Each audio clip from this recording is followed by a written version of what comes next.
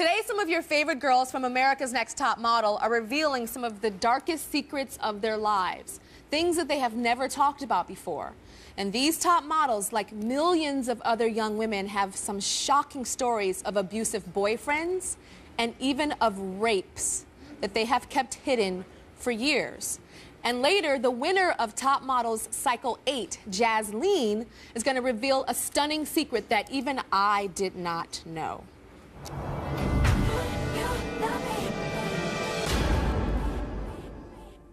Please welcome from America's Next Top Model, Cycle 10, Dominique. So,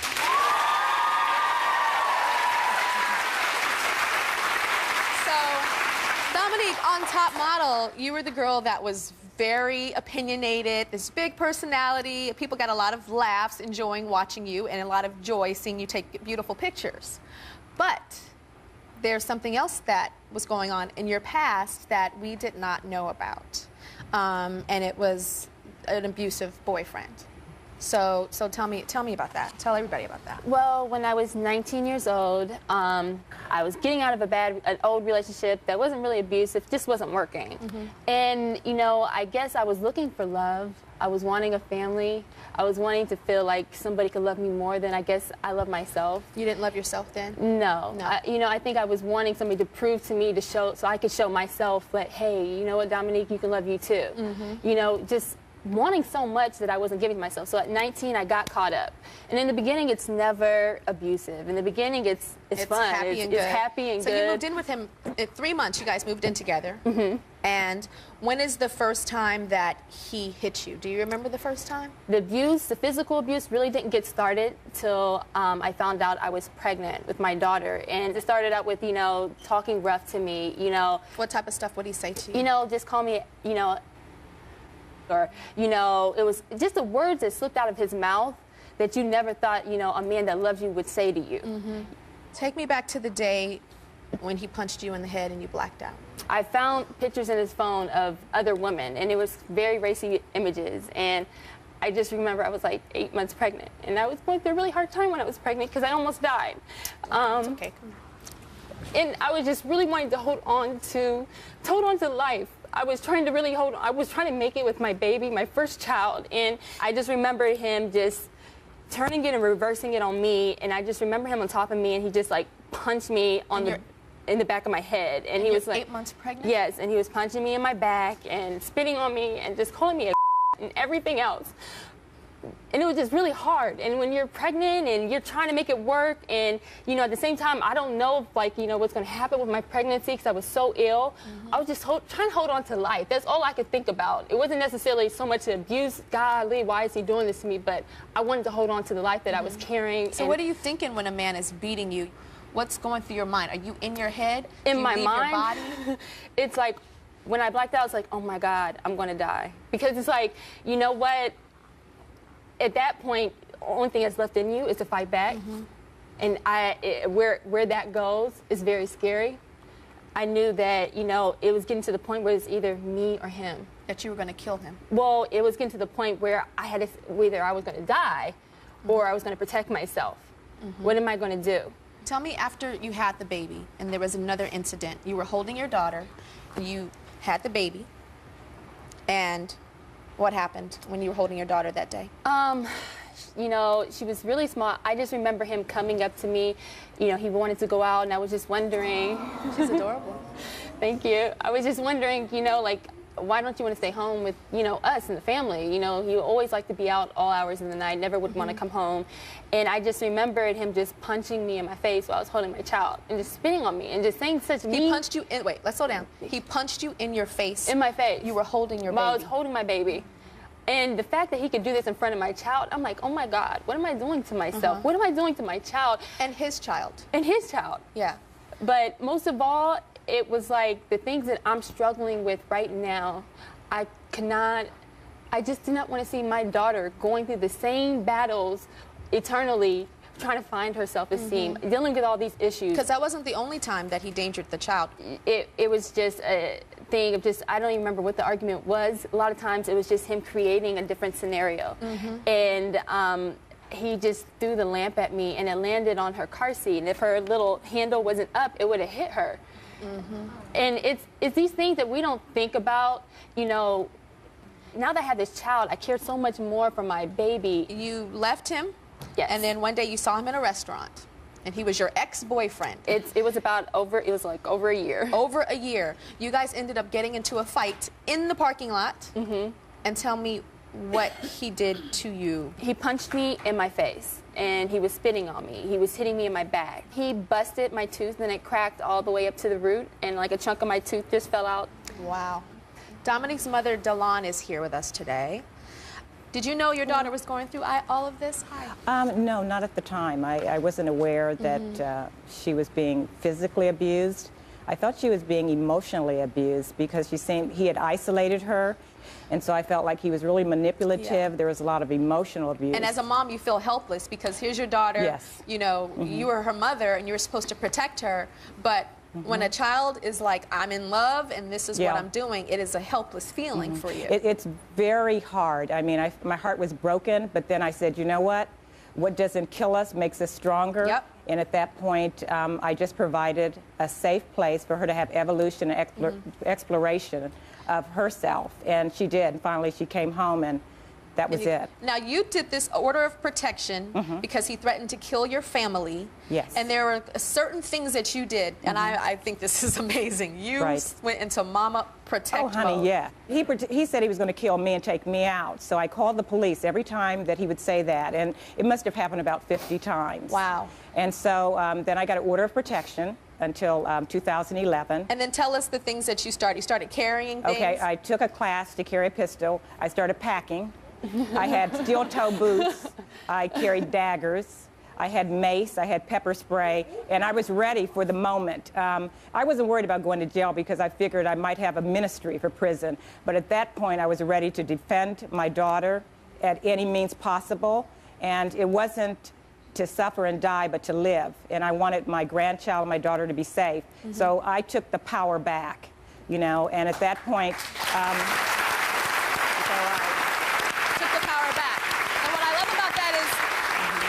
prepared yourself to protect yourself, yes, but at the same time did not go crazy and knock on his door and do something to him, because then we'd all be up under the jail, and that wouldn't be right either. Right. We'll be right back. Every 60 seconds in America, a woman is being sexually abused, assaulted, or attacked. During casting for Cycle 9 of Top Model, one of the girls revealed something her own mother didn't know until the show started. Take a look. Until the show aired. Take a look. I hear that you've been through a lot of stuff in your life. Yeah.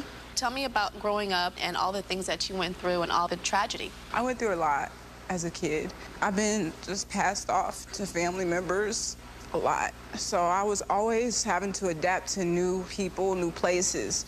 A lot of people have done a lot of bad things to me. Why don't you talk about that? I was molested, raped. So much has happened to you. What makes you strong enough to still stand here right now in front of us, so vulnerable? God has definitely given me strength. He's helped me. There's been times when I've been like, Lord, what am I going to do? And next thing you know, it happens. Joining us is Marvita. That feels like a long time ago, Marvita. I know. Wow. I look different, thank God. Yeah. No, I think you're beautiful then. That's why you're on Top Model. I saw beauty. But I want to talk about, there's a lot of things that happened to you. You were abused by a male relative at what age? When I was 4 years old, my mom took me to one of my relatives' house. So cute. And he would have me sit on his lap, and he would try to make me do things or try to touch me, and it didn't feel right. It felt gross. And it happened for how long? It happened for a few years. For a few years, and you never said anything? I never said anything. I was scared, and he used to, like, he would just tell me, he'd be like, you better not tell. You tell, I'm gonna whoop you, or something. And then that was a male relative, but the abuse didn't stop with the male relative. No, like every weekend in the same household, like another relative, she would come over. Yeah, she would come over and hold me down and do things to me and molest me. And she was only 5 years older than me. And I couldn't, like, fight her off because I was a little kid. and she was bigger than me, and she would always tell me if I told, then I would get in trouble. But I told on her anyway, and nothing happened. Nobody did anything about it. You know, I'm glad that you're talking about it, that it's a female that did that to you, because we often hear about men doing it. We hear that all the time. And I think it's important for people to know that if a female does that to you, it is just as wrong. It is. It is just as wrong. So, abuse from a male relative, sexual abuse from a female relative. Then, at 8 years old, something happened in a park. When I was 8 years old, some friends of one of my other relatives came over, and I was used to them always coming over. You know, they were older boys, and they came over the house one day, and I trusted them. They were like, yeah, let's go to the park. Come on, Marvita. It was 3 of them. And they took me there and they raped me. All 3 of the boys raped you? All 3 of them. They were like 12 and 13, 14. And as this is happening, because this is insane to me, 8 years old, you know, 8 years old, little girls don't really even know what sex is. No. So what were you thinking as a little innocent 8-year-old when these dirty boys are on top of you and doing that to you? What's going through your head? I couldn't think anything.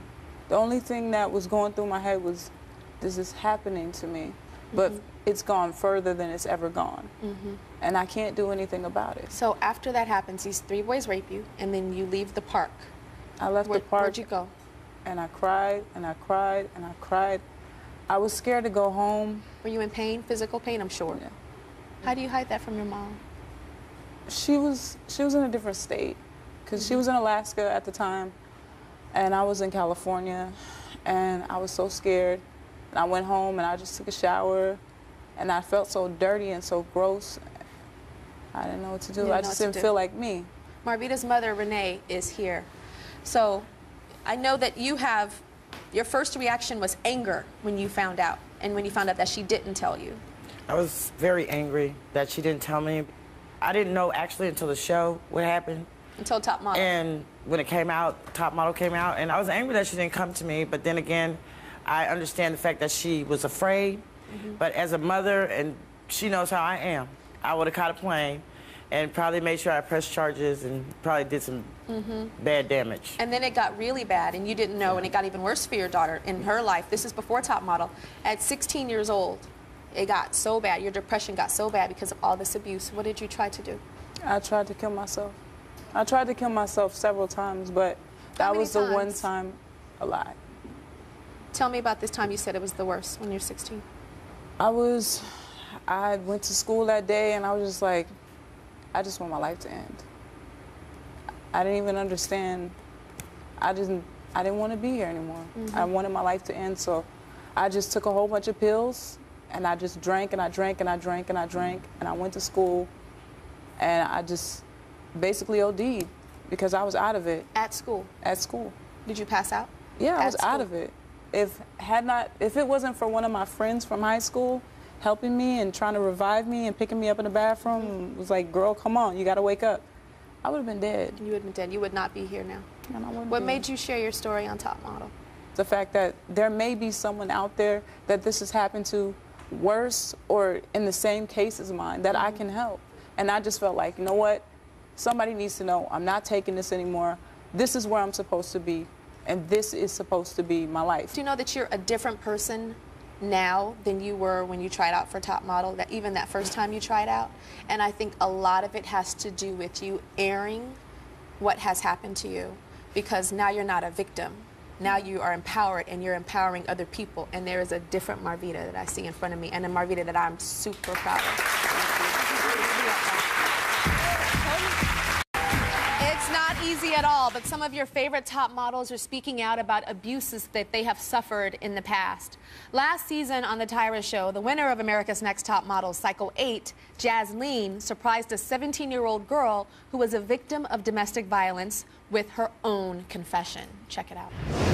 Tell us about your relationship, because I knew about it when you tried out the first time for Top Model. Something difficult that a lot of teens go through. You know, we all fall into relationships. Why? Because we go in there without knowing what takes place in a healthy and an unhealthy relationship. And how old were you? So, of course, I was about 18 years old. First going love. through it. My first love, my first everything. I mean, I was growing up, experiencing life, and, you know, I mean, the two main factors about abuse is control and power. So, you know, a woman like me who was very vulnerable and being so loving that he was able to control me. Mm-hmm. And that's where things led into abuse. You know, it started with, you know, a slap, then to a punch, you know. So I was like, whoa, this is not me. I have plans, I have goals in my life, and that's what I'm all about. I did 7 months of therapy, gained knowledge on domestic violence, and now I stand here as a winner because of it. Yeah, good. Now, the interesting thing is, first of all, I'm really happy that Jasleen is here today. And I'm not faulting her, and I'm not going to attack you, but you weren't telling the truth that day. Well, yes, I have a confession. I was with my ex-boyfriend for 4 years. He did hit me and, you know, went through emotional abuse. And, but I ended up going back to him.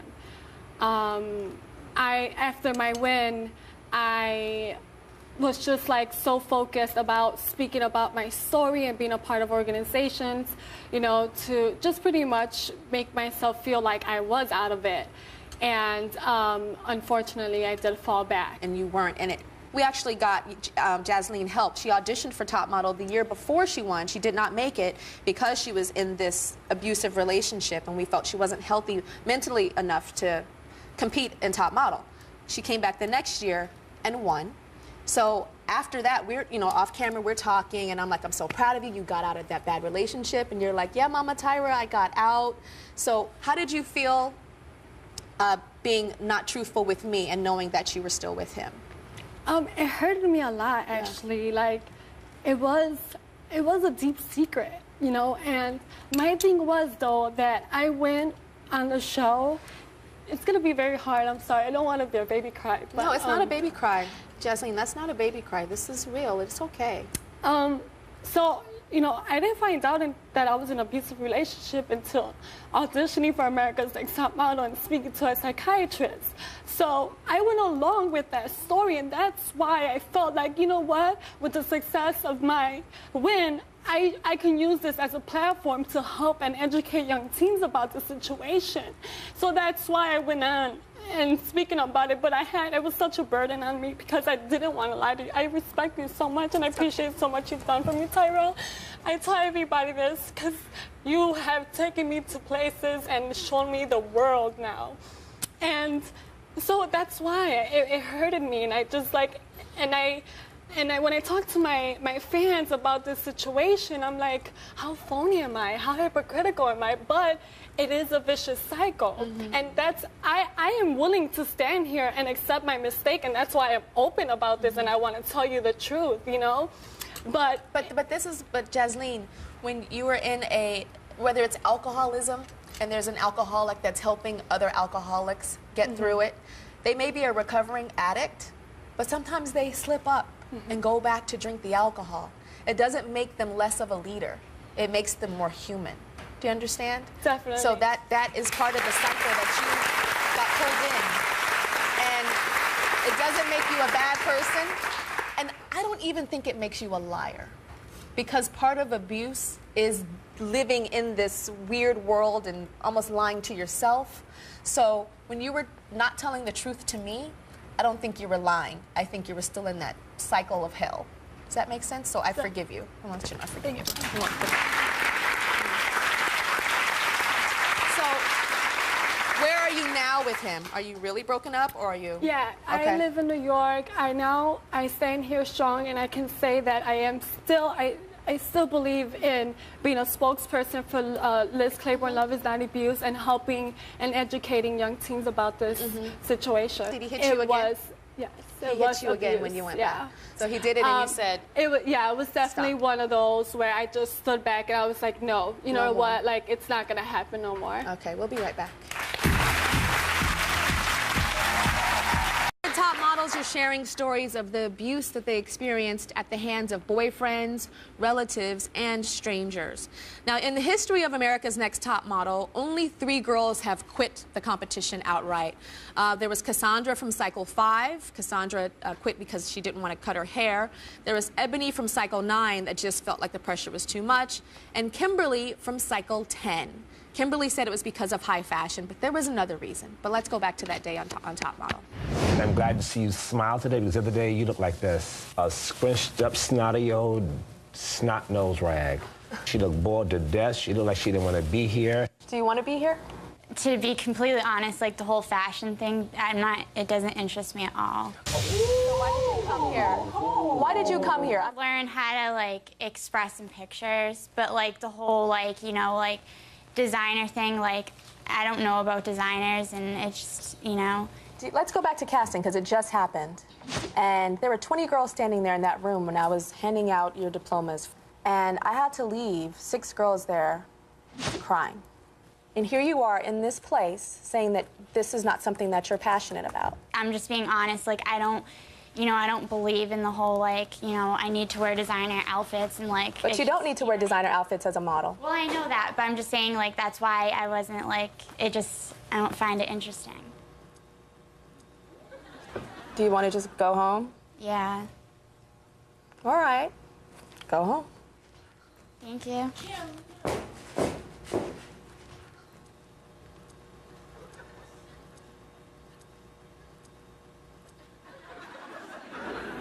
I was so shocked when you said that you wanted to go home, and I thought it was so, because you don't like high fashion and you don't want to wear like fashionable clothes. You don't have to wear expensive fashionable clothes as a model on your personal time, you don't. That's what I was saying. What are you doing? I thought you were out of your mind. But it wasn't about high fashion. That's why it sounded so crazy. Yeah. So tell everybody what it was really about. It sounded so crazy because it wasn't true. Mm-hmm. And, you know, now that I look back on it, I'm like, oh my God, that was so silly of me to do. But the real reason was 3 months before the show, my ex-boyfriend committed suicide. It was by far the hardest thing I have ever gone through. Mm. And at that point in my life, it was so sudden, and I rushed into the whole top model thing, which I love fashion. I loved being there. I loved meeting Tyra, and I wanted it so bad, but I didn't feel good on the inside. Mm-hmm. I was a mess. And if you don't feel good on the inside, you can't be okay on the outside. And in hindsight, I'm so happy that you left. Yeah. Because I don't want you to be feeling sick inside and going through something so traumatic and having to put a smile on your face and sell some earrings on the show, and these earrings are cute, and I'm like, that's not what the competition's about. I guess when I was going to audition, I'm like, I think this will be a great stepping stool to get away from everything, and it will help me. But you know, I got there, and I'm like, this is just overwhelming. It makes it worse. I can't do this right now because all I have is the death on my mind. And your ex-boyfriend was not the first person in your life to commit suicide. No. When I was in 7th grade, my mom committed suicide. So it kind of even made it worse because I started feeling like, oh my God, what am I doing to people? Why is everyone around me dying? And I got into a pretty bad depression and a lot of anxiety. I was in and out of the hospital having panic attacks. It was hard. And so your mother was addicted to drugs and alcohol. Right. And I'm sure had some other issues too to make her commit suicide. Yeah. So it was almost like you were attracted to somebody that was similar to your mother, this boyfriend. Did he have bipolar disorder? He was bipolar. He was bipolar. And I know you said that his sickness made you sick. What does that mean? It did. He was bipolar, so he was always up and down, which is hard to be around with someone like that. I mean, he would be the funnest person to be around. He loved life, and all of a sudden he would crash. And being around someone like that is so hard because when he would crash, I would come right down with him. And he was addicted to drugs, and I always thought, it's okay, I can save him, And for the longest time, I stayed in the relationship thinking I could make him better. And then he died, and it really made me crash. And you said that now you're trying to move forward and reclaim your life. I am. Yeah, tell me how you're doing I am that. trying, you know, I've been in therapy for a really long time, which definitely has helped getting it out there and talking about it. Because even on Top Model, I didn't want to come out and say I can't do this because I thought it would make me look really weak. And I know being a model, you have to be fierce and confident, and I just didn't want that image. You know, I have to tell all of you guys, it takes very strong women and brave women to audition for America's Next Top Model, to go through that critique, to face rejection, and to hear, you know, you're not good enough for this, you need to pose better for this, you need to do this, to do that. But to me, what is more honorable, what is more noble, what is more beautiful is what the four of you guys have done today. That you have exposed yourselves, that you're vulnerable, that you show that you guys are victims of something, but that you're not carrying being a victim for the rest of your life, and that you're empowering young girls that are going through the exact same things that you guys have gone through. And I applaud you as your godmama. I'm so proud of my girls. So proud. You're welcome. You guys are welcome. We'll be right back.